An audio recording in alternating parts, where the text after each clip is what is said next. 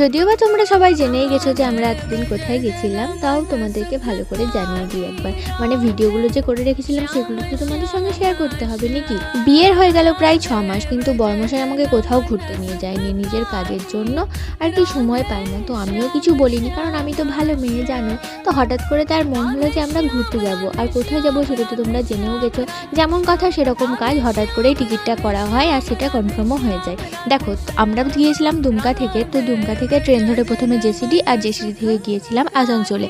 আসানসোলে আমাদের ট্রেন ছিল প্রায় বিকেল 3টের সময়। তো আমরা বসে বসে বোর হচ্ছিলাম, বোর হলেও কিছু করার নেই, কারণ ট্রেনের সময়ে ট্রেন আসবে। তো তোমাদেরকে তো বলাই হয়নি যে আমরা কে কে গেছিলাম। আমরা দুজন যাইনি, আরও দুজন গেছিলো আমাদের সঙ্গে, তাদেরকে যে দেখিয়ে দিচ্ছি। আমাদেরই দুটো ভাই ছিল, তো আমরা 4জন মিলে বেরিয়ে পড়েছিলাম। তো আসানসোল থেকে ট্রেনে চাপার পরে 24 ঘন্টা পরে আমরা নেমেছিলাম বৃন্দাবনে, না মথুরা স্টেশনে। মথুরা স্টেশনে তো আমাদেরকে ট্যাক্সি, টোটো ড্রাইভারগুলো নিয়ে টানাটানি করছিল। তো আমরা কারো কথায় কান না দিয়ে হাঁটতে হাঁটতে পৌঁছে গেছিলাম আরেকটু আগে, আর এখানে পেয়েছিলাম একটা কাকুকে। তো তারই গাড়ি চড়ে আমরা পৌঁছে গেছিলাম বৃন্দাবনে। তো সবাই বলো রাধে রাধে।